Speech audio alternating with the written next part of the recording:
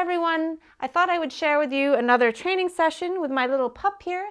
I'm planning on naming him Dream. I'm trying out the name today and see if it sticks, and then I will, decide. So sometimes when I pick a puppy's name, I think the name is really cool, but then when I try to say it, I just can't. So Dream so far is working, so that might be the name. I thought about calling him Easy, because he's so easy and it's a cute name, but it just doesn't suit his personality. Anyway, the exercises that I wanted to work on, the first one that we're going to work on is the attention noise. Now, when I got him, he naturally gazes up at faces, so I've taken it for granted. So I just have to make sure to continue to reinforce it so it doesn't disappear. So I've got some really high value treats, so it might be actually a little harder for him to look away from the treats because he's not had these before.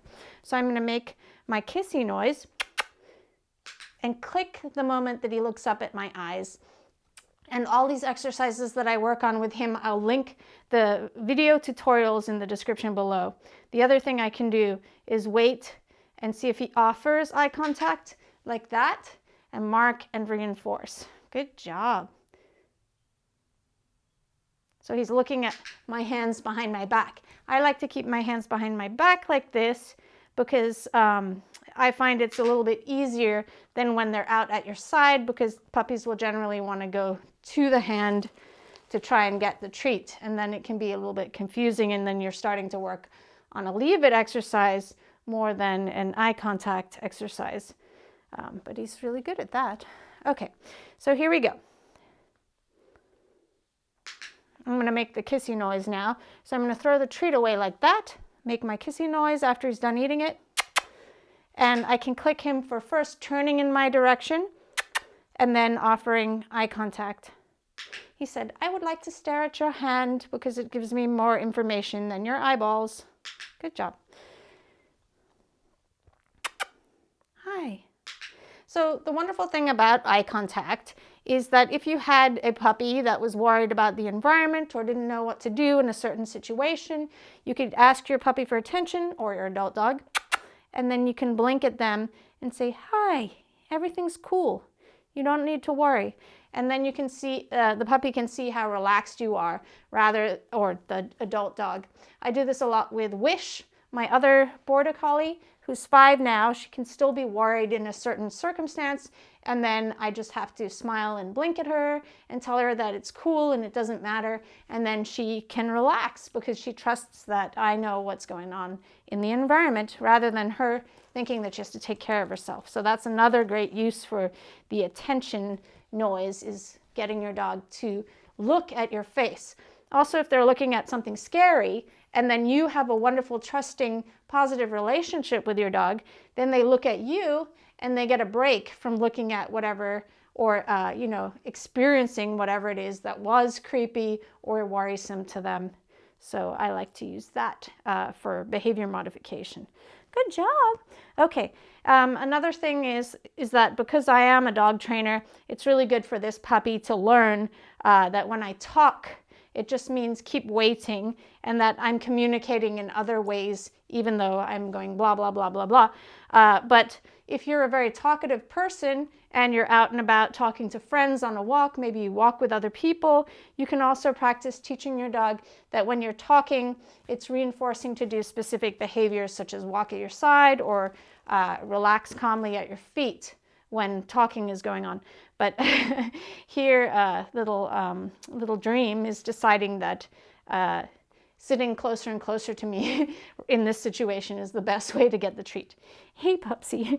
Okay, so we worked a little bit on the attention noise, and I'm just going to start proofing it, where I'm holding treats out to the side. It's a very common behavior for proofing the attention noise.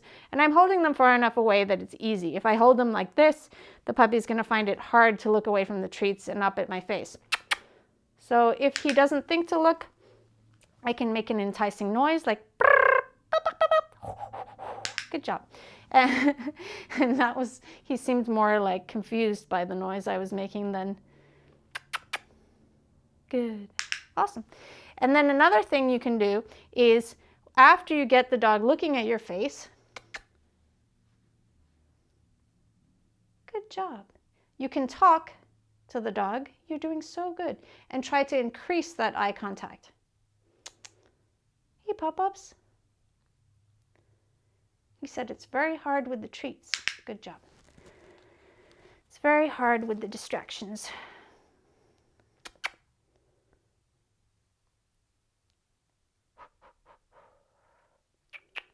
Pop-Ups. This one's hard for you.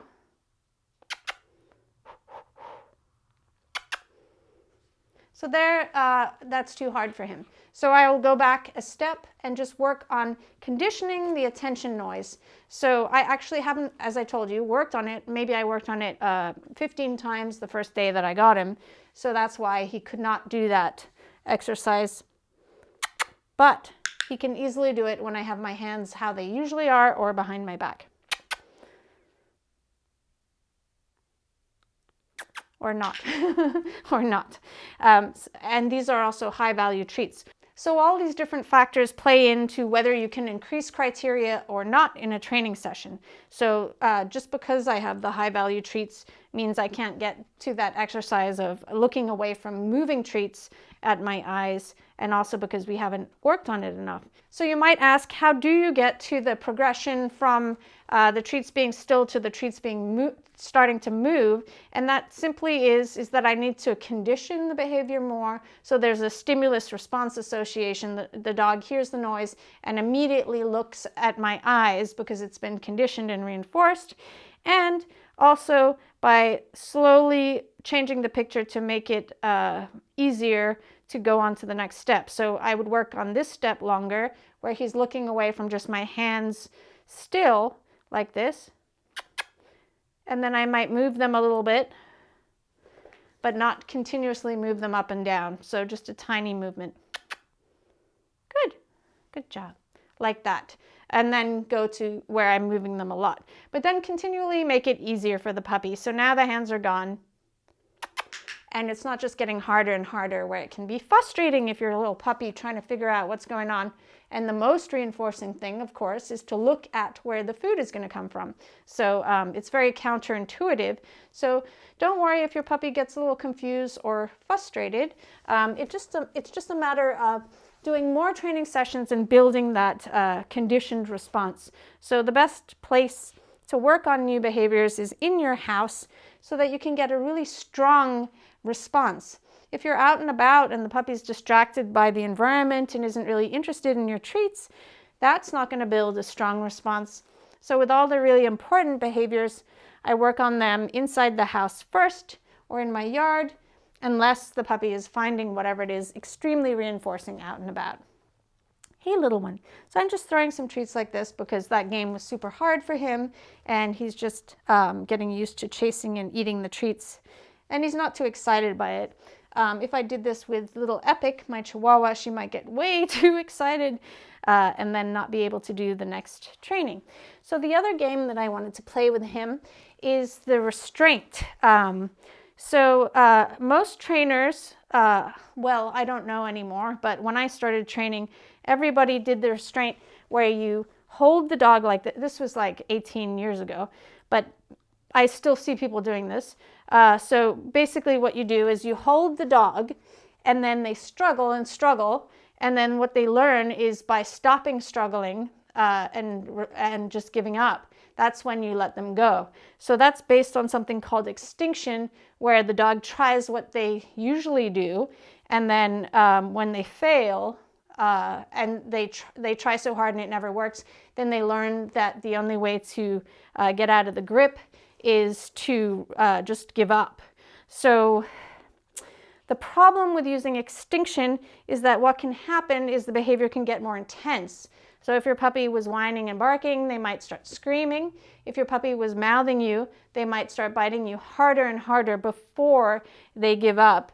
And then also extinction, it doesn't just fix the problem. The puppy needs, or the adult dog would need to have multiple sessions to generalize. And like any type of behavior, what can happen is the behaviors can come back. So not only is the mouthing and biting part going to come back, but the more intense behaviors could come back too, like the screaming and the biting your arms harder than than they thought to do before.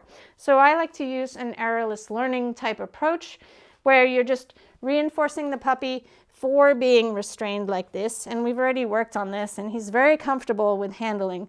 So I have a video on this, and one of the techniques to begin with is simply lowering the puppy between your legs like this. Woo. So that you don't have to manhandle them like I did earlier. He really likes these treats. I should have used less exciting treats, but that's okay. There we go. And then sitting down like this. So if at any time the puppy wants to leave and they've had enough, you just let go and they come out. But the only way to get the treats is to do the restraint exercise. So I'm going to lure him through here just so viewers don't manhandle their puppy to begin with. So I've got him sitting like that, and then I'm going to put my hand on his chest and feed him treats like this. Good. Good. And I can calmly pet him. And this is going to help calm your dog down, and also help if your dog gets overexcited out and about. This is going to help calm them down. Where if you didn't work on this and then you try to restrain your dog out and about, what can happen is that they can get overexcited by this restraint. Good. Good job. You're so good.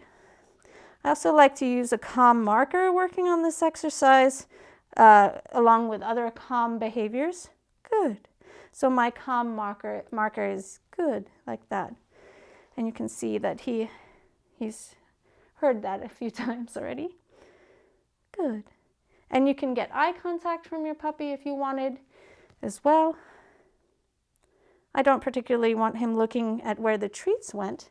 And you can see he's really comfortable with me restraining him like this.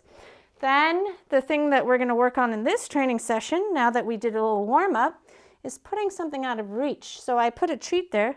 Good. And I can mark him. Good. Before he struggles to try and get the treat. Good. And then I can release him to it. Okay, go get it. And that is going to help. Say, for example, your puppy or your adult dog wants to meet someone or do something, and you prevent them from doing it by holding them, picking them up, or restraining them if they're a larger dog.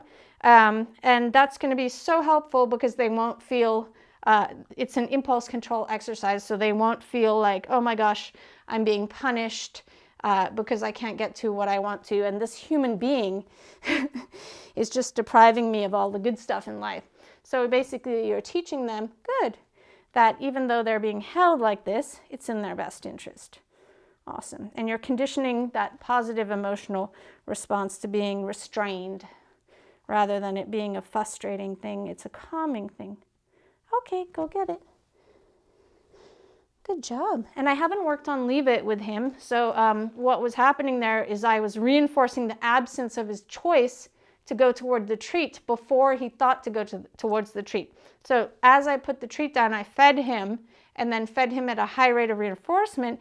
And what that caused him to do was when I released him to the treat, he didn't actually want to go to get it, which is great because what happens when you play games like this is that you reduce the dog's arousal and interest in going towards things that they're excited about. Good. So for example, if you were doing this game with other dogs, where your dog wanted to play with another puppy, you're going to reduce that excitement about getting to whatever it is. Good job. Okay, go get it. See how he's just sitting there? Get it. There we go. Awesome. Okay, and we'll stop there. And so that's enough for one training session. Thank you so much for watching. If you'd like to support my work, don't forget to like, comment, and subscribe to my channel. You can also become a supporting member of channel Kikopup by clicking the join button. See you later. Good job. Can you do wave? Good.